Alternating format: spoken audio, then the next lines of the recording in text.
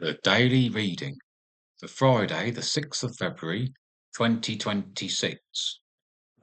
The first reading is Sirach, chapter 47, verses 2 to 11. As the fat is selected from the peace offering, so David was selected from the sons of Israel. He played with lions as with young goats, and with bears as with lambs of the flock. In his youth he did not kill a giant and take away reproach from the people, when he lifted his hand with a stone in the sling and struck down the boasting of Goliath. For he appealed to the Lord, the Most High, and he gave him strength in his right hand to slay a man mighty in war, to exalt the power of his people. So they glorified him for his 10,000s, and praised him for the blessings of the Lord, when the glorious diadem was bestowed upon him. For he wiped out his enemies on every side, and annihilated his adversaries in the Philistines. He crushed their power even to this day.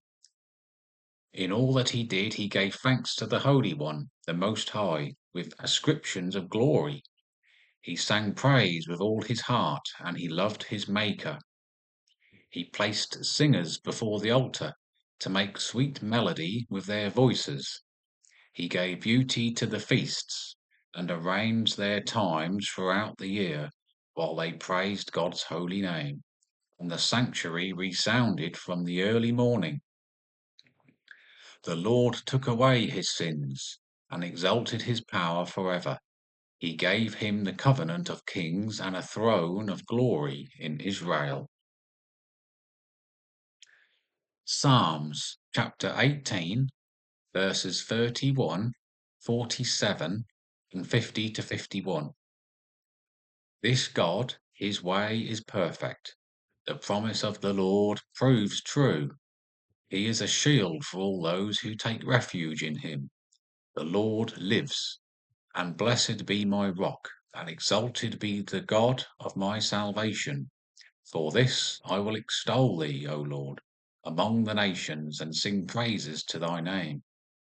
Great triumphs he gives to his king, and shows steadfast love to his anointed, to David and his descendants forever. A reading from the Gospel, Mark chapter 6, verses 14 to 29. King Herod heard of it, for Jesus' name had become known. Some said John the Baptizer had been raised from the dead. That is why these powers are at work in him. But others said, it is Elijah, and others said, it is a prophet, like one of the prophets of old. But when Herod heard of it, he said, John, whom I beheaded, has been raised. For Herod had sent and seized John, and bound him in prison for the sake of Herodias, his brother, Philip's wife, because he had married her.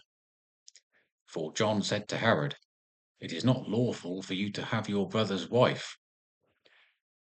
And Herodias had a grudge against him, and wanted to kill him, but she could not. For Herod feared John, knowing that he was a righteous and holy man, and kept him safe. When he heard him, he was much perplexed, and yet he heard him gladly. But an opportunity came when Herod on his birthday gave a banquet for his courtiers and officers, and the leading men of Galilee. For when Herod's daughter came in and danced, he pleased Herod and his guests. And the king said to the girl, ask me for whatever you wish, and I will grant it. And he vowed to her, whatever you ask me, I will give you, even half of my kingdom. And she went out and said to her mother, what shall I ask? She said, the head of John the Baptizer.